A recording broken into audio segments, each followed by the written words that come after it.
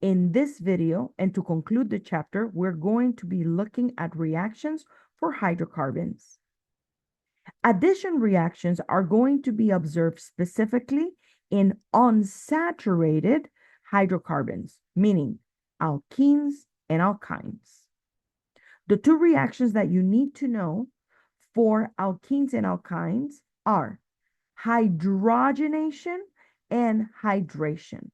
In table 11.7, there is a summary of the name of the reaction, what are the reactants, if the reactions have catalyst, and what will be the functional group that is produced in the reaction. Let's take them one at a time. First, when it comes to hydrogenation, as we can see in the table, hydrogenation means that we are adding hydrogen to alkenes or alkynes with the use of a catalyst, which the catalyst is just going to speed our reaction, and the product is always going to be an alkane.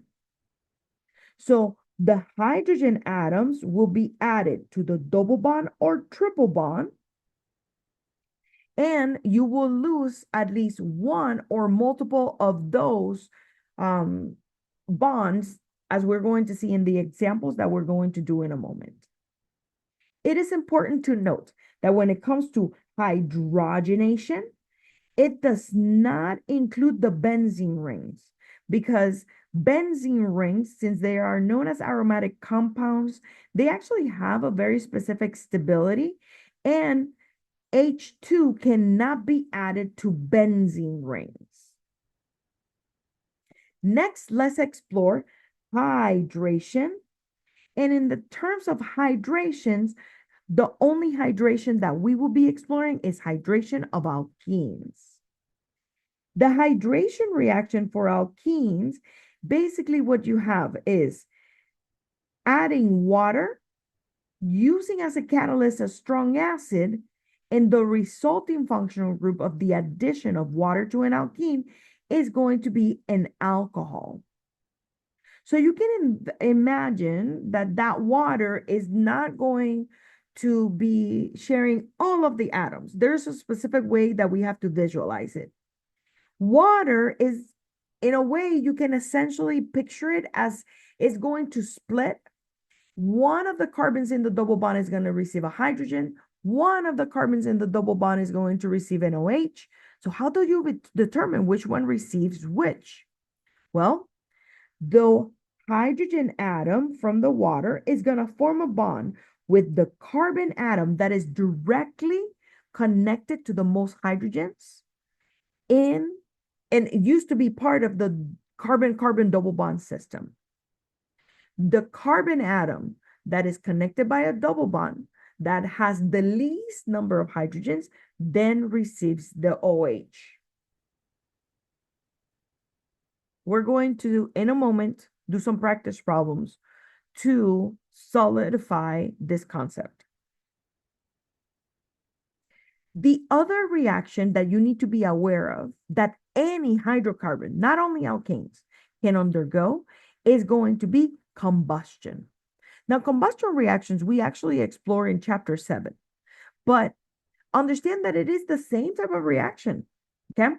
When you have a hydrocarbon, it doesn't matter if it's an alkane, a cyclic alkane, an alkene, an alkyne, or even if it's a benzene, the minute that you reacted with O2, you are going to produce always carbon dioxide gas, water gas, and energy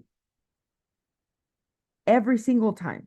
So it doesn't matter which hydrocarbon it is utilized, when they undergo combustion reaction, it always produces the same products, CO2, H2O, and energy. One of the skills that it is very important in this class is that you have to be able to predict the products of reactions. And here I actually illustrated some problems that will be able to guide you into how to predict products for particular reactions. Okay, so let's get started with these. you must identify that you have a hydrocarbon, you have O2, and you have heat. Under these parameters or conditions, a hydrocarbon will combust because those reagents, when combined with a hydrocarbon, will allow a combustion to happen. So the result of a combustion of a hydrocarbon, it doesn't matter if it's alkane, cycloalkane, alkene, alkyne, arene, they always produce CO2, H2O, and energy. You don't need to balance the reaction. So take a moment and determine what are the products of this reaction.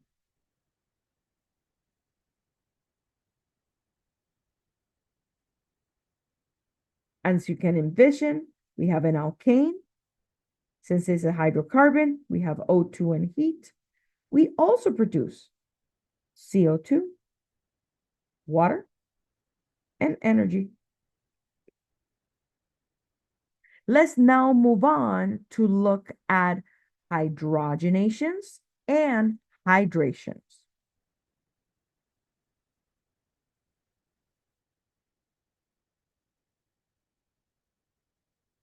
Now, how do I know if I have a hydrogenation?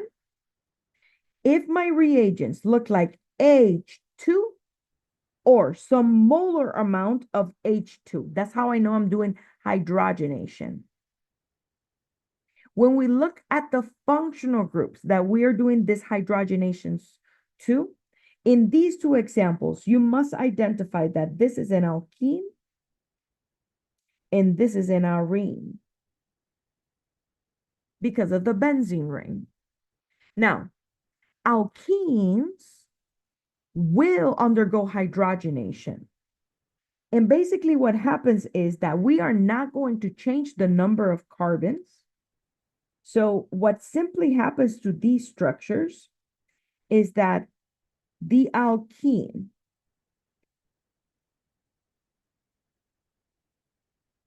loses its double bond and in its place is going to receive on the carbons that used to be double bonded, each of them receive a hydrogen.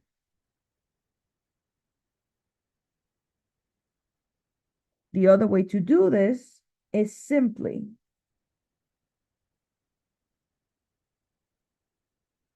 by taking the alkene, if you want to keep it skeletal,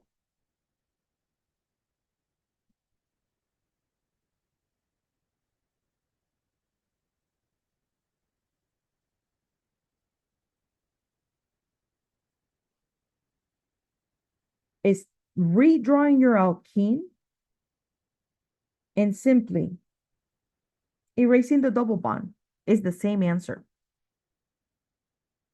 If we have an arene, it doesn't matter how many moles of H2 we add to it. When you have an arene, okay, and only an arene as the sole functional group in a molecule, then this is going to be no reaction because arenes do not hydrogenate.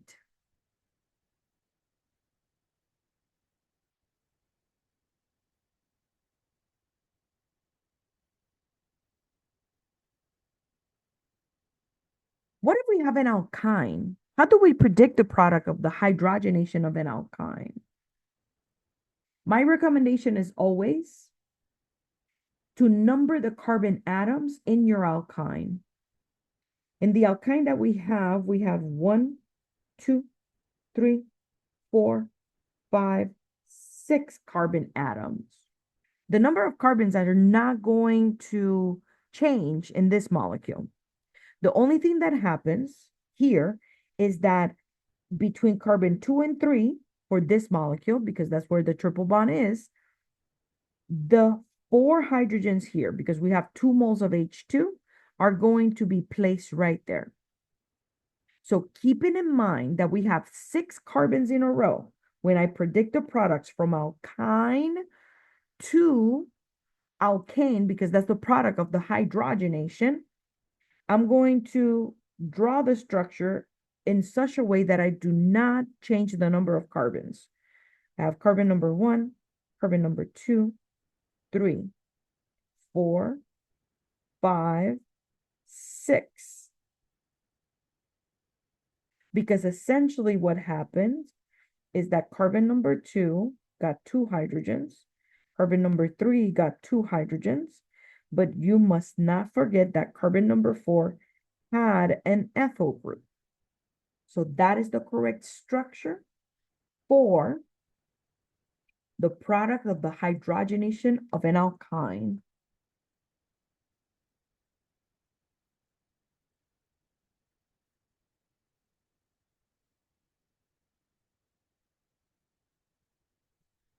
Let's proceed to look at hydration reactions. In hydration reactions, in this course, we are only concerned with how alkenes get hydrated. In a hydration reaction, what we need to pay attention is to the atoms that are in the double bond. So for example, in the first molecule that we have, if I write in the carbons and hydrogens, I have a carbon right here, this is a CH3, this is a CH, this is a carbon, CH3, CH2. So what we're doing overall is that we are looking at specifically the carbons in the double bond, and we are determining which one has directly attached the most hydrogens. So if I number these carbons, or if I label them A and B,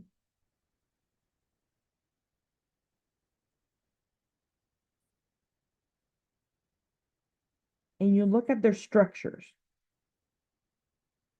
carbon A is directly attached to a hydrogen. These 3 hydrogens do not count because they're not directly attached to A.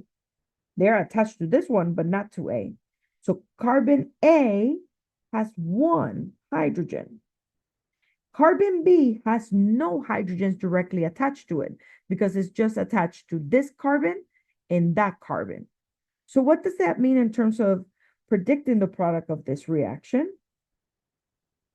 It means that when I'm drawing the product, and if I write CH3 connected to C, connected to H, connected to C, connected to CH3, connected to CH2, connected to the rest of the molecule.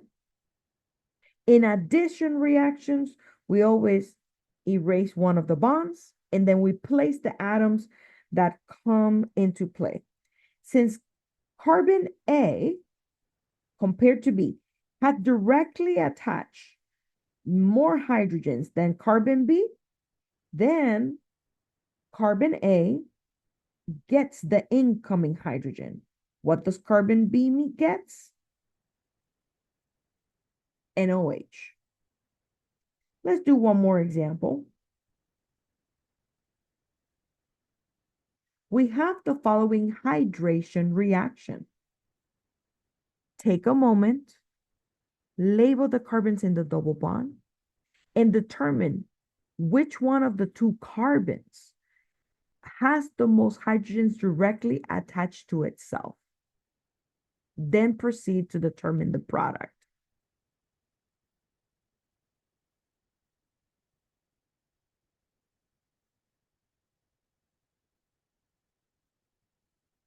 The carbons in the double bond are these 2. If I label this carbon A, let me relabel this.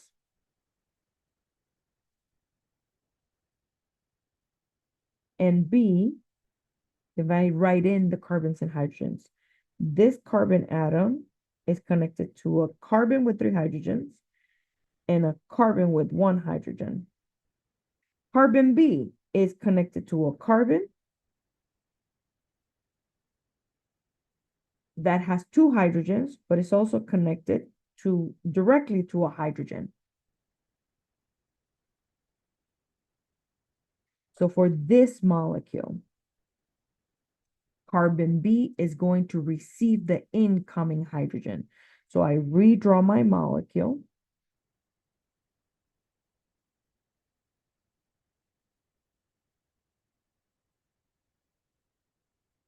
Because this is an addition reaction, I'm going to erase one of the bonds in the double bond. And if I relabel carbon A and carbon B,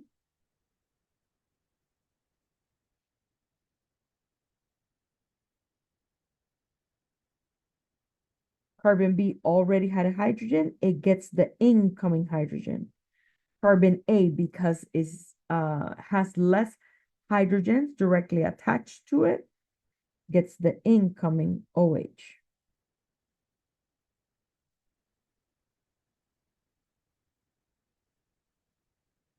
Make sure that you practice when it comes to predicting the products of the reactions, specifically combustion, hydration, and hydrogenation.